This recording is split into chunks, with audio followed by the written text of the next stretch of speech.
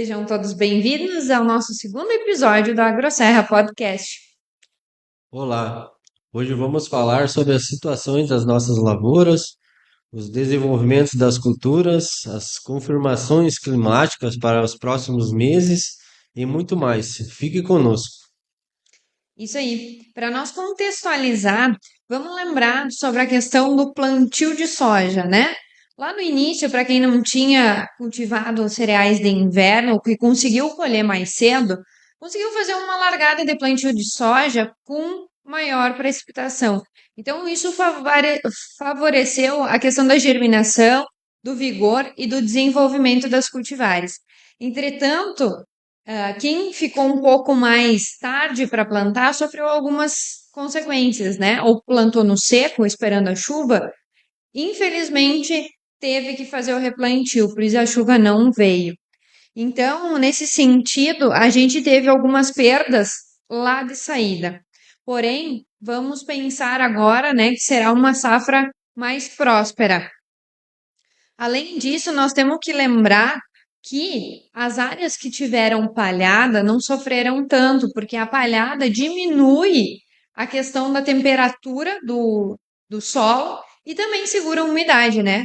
Ao passo que solos que infelizmente tiveram bastante palhada levada pela enchente nesse ano, sofreram muito com a alta temperatura do solo, e isso influenciou na estabilidade no estande de plantas. Eduardo, nas áreas de milho também sofreram, né, com a falta de chuva, e em especial na floração. O que que aconteceu? Houve então, as espigas ficaram menores, houve falta de precipitação nessa fase, e aí muitos dos grãos ficaram xoxos, e o tamanho da espiga também foi bastante variável. Podemos notar ainda que também nas pastagens estão sendo prejudicadas, né? Em que estão secando pela falta de chuva. No fumo, Eduardo, tu que também é produtor, conta para nós como é que tá essa situação. A questão do tabaco não é por acaso que ele é o carro-chefe, né, da nossa economia na nossa região, né? Porque ele tem uma resistência muito maior, né? Então, o tabaco bem do cedo conseguiu se desenvolver. Nós ficamos um período aí de 24 dias ali em final de outubro, novembro ali, aquela que ficou seco, né, naquela época. Então, o tabaco bem do cedo já tinha conseguido se desenvolver razoável bem, né?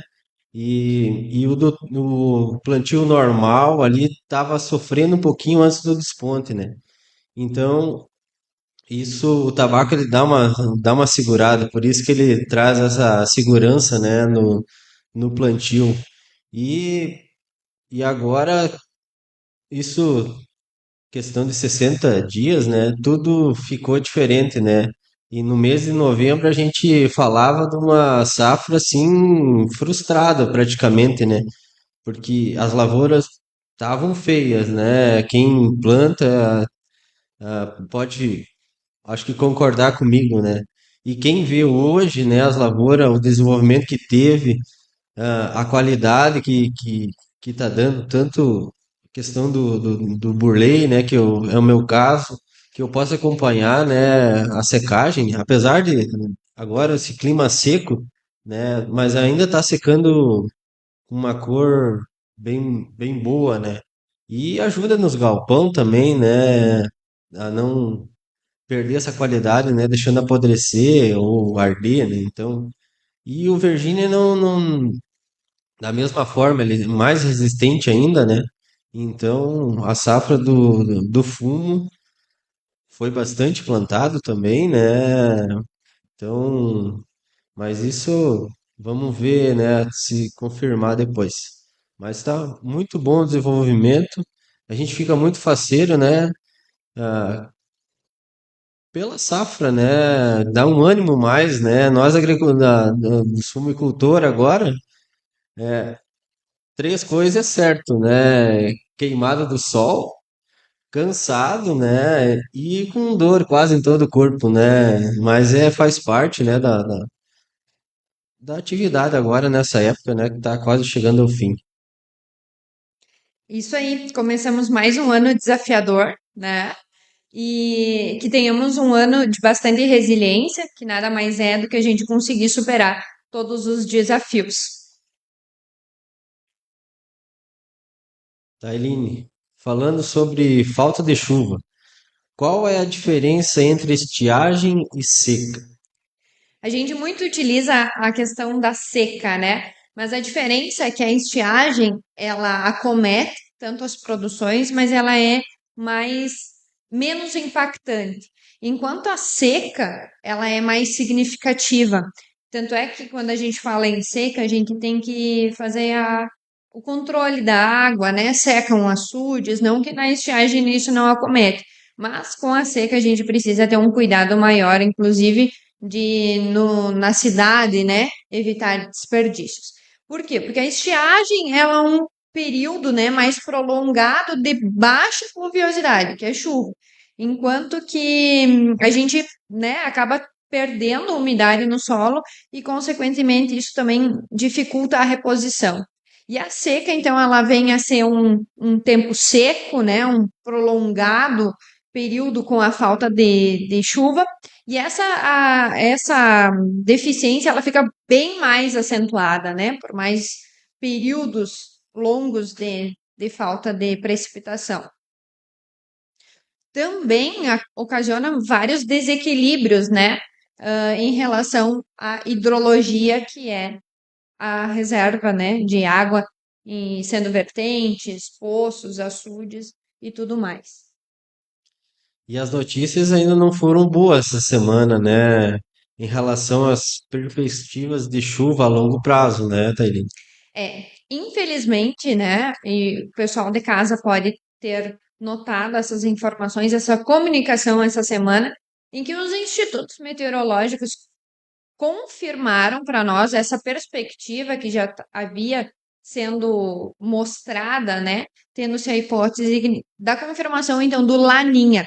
O que que é esse Laninha? Ele ocorre, né, com o resfriamento da faixa equatorial central e do centro-leste do Oceano Pacífico, que acomete, então, quando há uma diminuição igual ou maior de 0,5 grau nas águas desse oceano de temperatura. Então, ele está ativo, né? E para nós da região sul, o que que representa isso?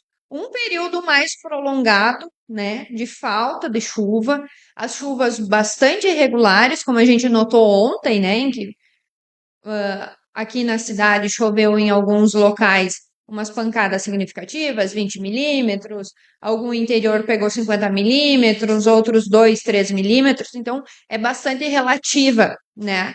E isso se confirma a princípio até o final do verão, infelizmente. Mas vamos torcer para que isso não ocorra, né? Que essa confirmação não seja verdadeira e que mude, né, o panorama dessa situação. E será que a gente vai ter que fazer alguma simpatia, Eduardo, para fazer chover, né, em toda a nossa região Centro-Serra?